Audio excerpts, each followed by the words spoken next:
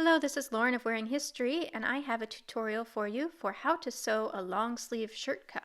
For this, you're going to need to have a long sleeve which has its underarm seam sewn. You're going to need your cuffs, two of which I've interfaced, and you're going to need the cuff lining. You're going to match the cuff lining to the cuff right sides together and sew along the outside 1/2 inch or whatever your seam allowance is. You need to mark your button and your buttonhole placement with a method which will come out, and you can see it's sewn here at 1/2 inch. Now I'm going to trim away the excess. I trim it down to about 1/4 inch.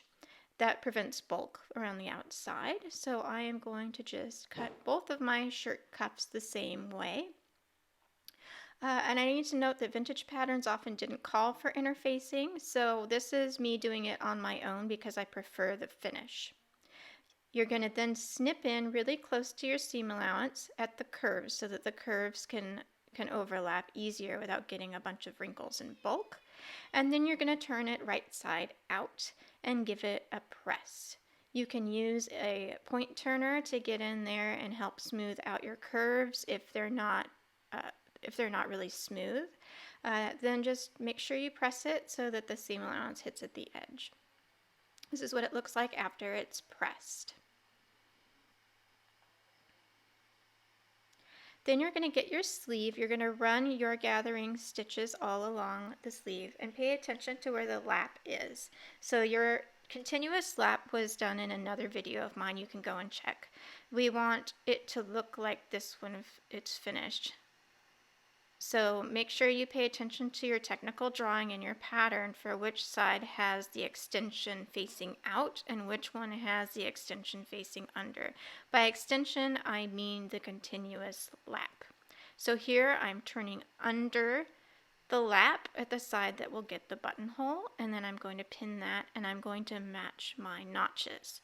This pattern is the Montana blouse pattern, and it's from an original period 1940s pattern and retains all the original period notches. For this one, I found the notches to be a little bit tricky because they're very closely set. So keep comparing it to your pattern piece to make sure you know which is the front and which is the back of the sleeve as you're sewing it in. You're then going to pull your two gathering threads so that you can make the gathers ease across. Make sure you only pin to one side of the cuff. I use the outside cuff piece as the one that's interfaced so that it has a crisp finish. It works best if you pull first from one side and then from the other side to get the gathers to somewhat meet in the center. Then you can open it up and you can wiggle them with your fingers to make sure that they're pretty evenly spaced. The larger sizes will have less gathers, the smaller sizes will have more gathers. That's a normal part of regular pattern grading. So if you look like you have less or more gathers than what I'm showing here, don't worry. That's just normal for the way that patterns are sized for different body types.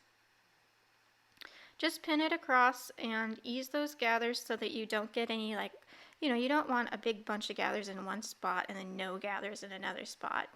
You want it to be continuous all the way across so that it looks really good to the eye when it's all done.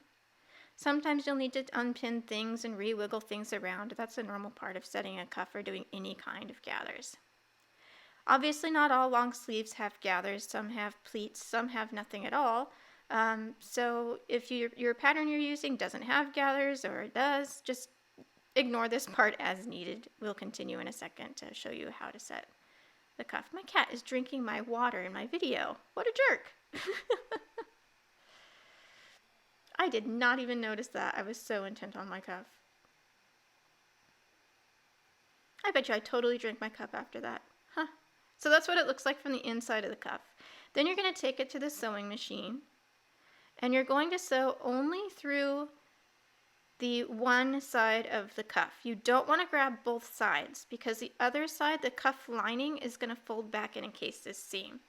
Go as slowly as you want. Don't be like me. Don't sew over your pins. I should have not done that for the video. Yeah, you can have mishaps and break needles and get a pin in the face. So definitely take your pins out as you sew. My glasses have come in handy quite a few times. Make sure that you backstitch at the front and then you also backstitch at the end. And when you get to the end, you can see how I folded the cuff out a little bit. That is so that I can get in next to the seam without grabbing that underside. Just go really slow. If you take it out and you notice that you caught something, it's okay. Just unpick it and then redo it. So that's what it looks like when it's done. And then you can see here that it's only on one side. I'm then going to smooth this all out. And I pay attention to the center of my cuff first because I want to make sure that that grain is going up and down and not twisting or skewing from one side to the other, because that'll make your cuff get a weird ripple. Then I tuck in my ends. Sometimes it's really fiddly right here because of the bulk, so you can go in there and trim things as you need to. You want the cuff to sort of roll towards the inside so that when your cuff is buttoned, you don't have a really visible seam that's kind of peeking out. So you can kind of cheat the edge in a little bit if you need to. And then you're just going to distribute your pins across so that the cuff fits smoothly and covers that first line of stitching. I'm turning under about 1/2 inch. It might be just slightly less than 1/2 inch, just to make sure that I have that stitch line gathered. Now you can see here that I'm going in and kind of wiggling my seam allowance at the end, because almost always I find one side is more fussy than the other side when you're trying to do a cuff. That's totally normal, and sometimes you're just like, oh, it's so frustrating.